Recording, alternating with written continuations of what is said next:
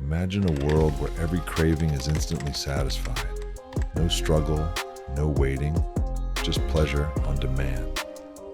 Sounds like paradise, right? But what if that very paradise was the prison? Aldous Huxley warned us. In Brave New World, he didn't depict a future ruled by violence, but one ruled by pleasure, so abundant and numbing that humanity lost all sense of meaning, identity, and will. The real danger, he said, isn't pain, it's pleasure. Because pleasure pacifies, it dulls the drive. It turns kings into consumers and warriors into addicts. Today, we live in the world Huxley imagined. Endless scrolls, dopamine drips, erotic fantasy without intimacy, convenience without conquest. We've traded transcendence for titillation, and the cost? Purpose, power, and the soul of masculinity.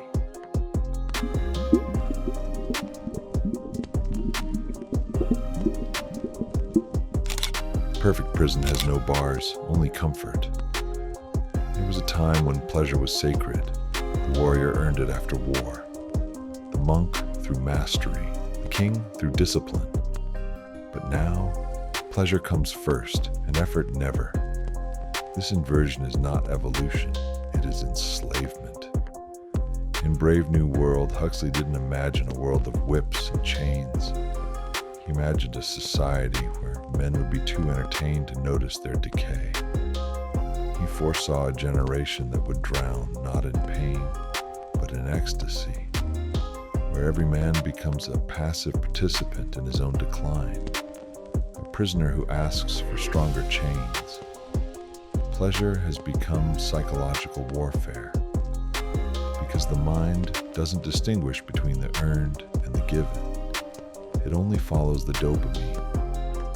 And what was once the spark behind ambition is now the leash around your neck. Every app you open, every seductive video, every fast food ad, it's a psychological operation, a stimulus to keep you from becoming something greater.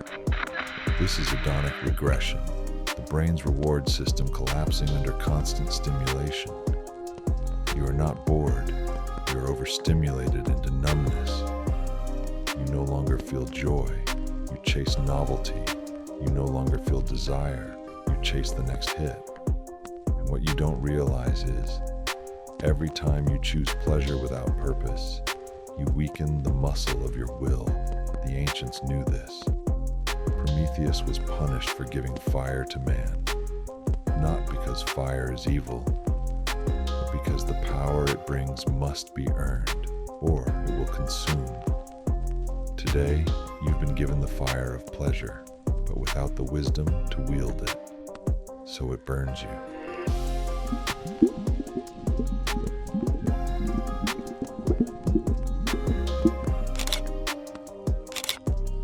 The warrior didn't vanish, he was sedated. There is a shadow where a man once stood. He was forged by pain, disciplined by silence, tempered by challenge. He didn't ask for comfort, he conquered it. But look at him now. The modern man is not weak because he lacks strength. He is weak because he wastes it. The body is soft, the gaze dulled, the voice uncertain. Not because he's incapable, but because his edge was traded for ease. His ancestors hunted lions. He hunts dopamine. He no longer fights dragons. He fights boredom. Not with courage, but with endless scrolling and simulated pleasure. He doesn't pursue truth. He collects trivia. He doesn't build legacy. He curates aesthetics. He doesn't make love. He watches pixels. He doesn't take risks. He seeks validation.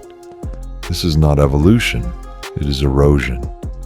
Because masculinity is not toxic.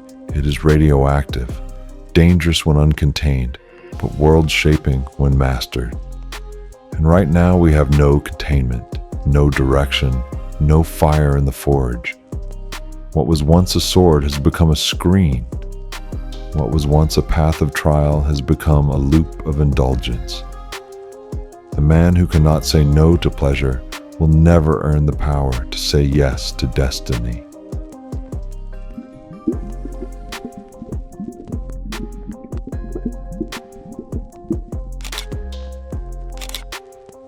What you refuse becomes your fuel. There is no ascent without friction, no awakening without a death, no crown without a crucifixion of comfort. Modern culture tells you to indulge, to follow your bliss, to treat yourself. But every time you say yes to an urge without question, without resistance, you give up a piece of your throne. Great men aren't made by what they say yes to. They are sculpted by what they refuse. Sacrifice is not loss, it is alchemy. When you say no to the screen, you say yes to your vision. When you resist the impulse, you strengthen the muscle of will. When you fast, when you abstain, when you sit in the ache of your hunger, you become a conductor for power far greater than pleasure.